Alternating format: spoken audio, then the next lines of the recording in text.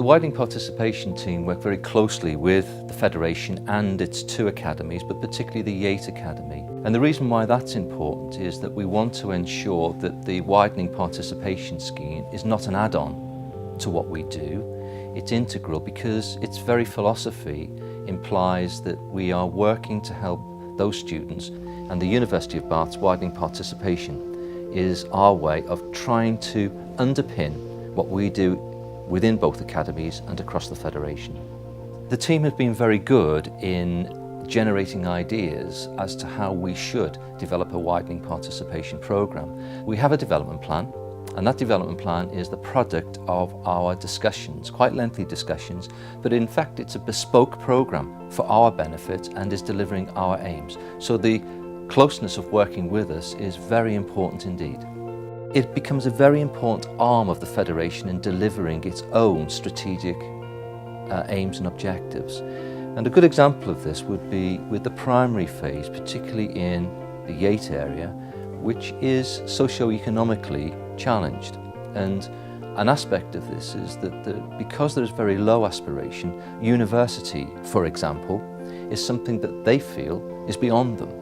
What the widening participation team has done is to ensure that we can take our students, our primary school students and their parents to the university to demystify that particular aspect. And so engaging with parents and their children in the widening participation programme makes great sense because they go back inspired, they go back wanting for the very best for their children, and above all else they talk to other parents about why they should engage with the programme itself. And we've been very encouraged by the results so far. We have a whole range of activities for years 10 and 11, which include mathematics, modern foreign languages, sport, and this also is included for the primary phase as well.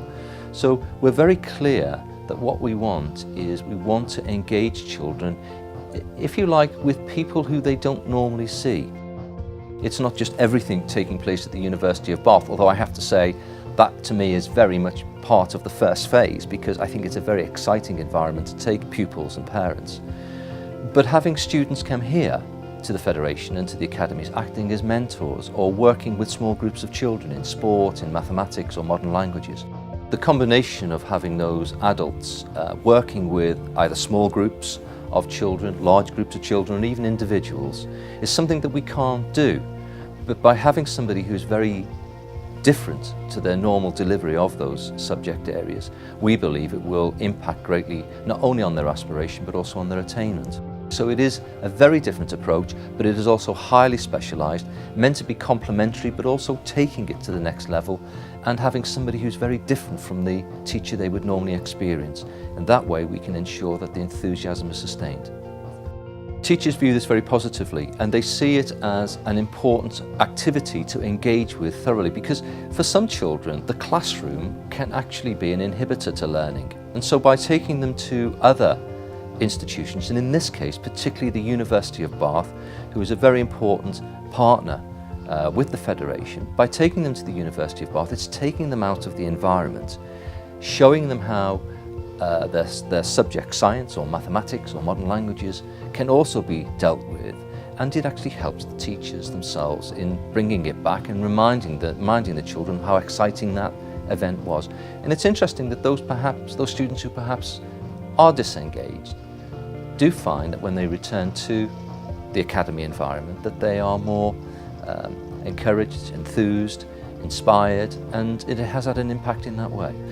If I give the example of one parent and a very small primary school age pupil. The primary age pupil came back from having visited with their parents the University of Bath, but that pupil informed the assistant principal of the primary phase that they found it not only to be important, but they said, and they used this phrase, they said, "I now want to go to university." Now I say this because the assistant principal indicated that this was a pupil who was shy, who had never indicated any kind of interest. And since this visit, progress can be quantifiably shown in terms of their work. Now I regard that as very clear evidence of the impact that the widening participation has. What I like particularly about the widening participation arrangement is that we are building for sustainability. The outcome, which is really what we need to be thinking about, isn't just an outcome for 1 year, it's an outcome for many years now and into the future. And I say this because the one thing the widening participation scheme isn't about is short-term engagement. It has to be about long-term engagement, it has to be about sustainability, and the reason why it has to be sustainable is because it's only through a consistent approach through this programme that we're likely to see outcomes that are to the benefit of the pupils and the students and to their parents. The outcome could be academic, but it should also be children recognising how important education is now and for them into the future as well. I believe that not to engage in the widening participation scheme if it is made available is a lost opportunity, and I believe very strongly that to access the widening participation scheme is a real opportunity to develop and provide a bespoke programme to raise aspiration and attainment. If we don't do that, if we don't take up an opportunity such as the widening participation scheme, we are losing an opportunity to make a difference. And therein lies the reason why I'm a great believer in this programme, to see students from whatever background achieve, be enthused and be inspired.